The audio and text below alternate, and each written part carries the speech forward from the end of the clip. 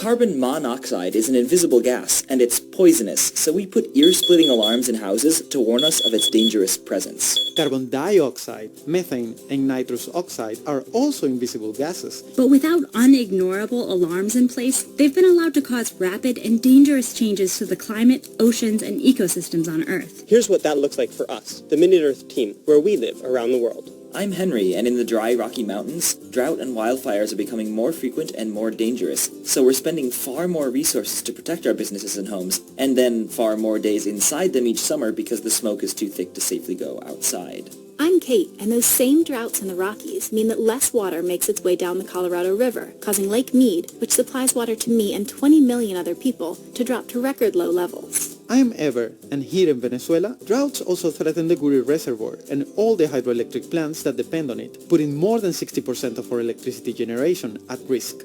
I'm Emily, and in New York City, our biggest problem isn't too little water, but too much. Right now, we're still recovering from Hurricane Sandy, while also trying to fortify the city against the even fiercer storms and bigger storm surges of the future. I am Omkar, and storms are also becoming more of a problem in Mumbai, India, with larger surges from the ocean and more intense rainfall on the land, like the record-breaking meter of rain that fell in 24 hours in 2005, destroying homes and killing more than 1,000 people. I'm Alex, and here in Cambodia, increasingly unpredictable monsoons threaten the livelihoods of the rice farmers and fishers who make up half the population. This year, the rains were late, which damaged young plants and lowered the productivity of the rivers, contributing to a 50% smaller catch than last year.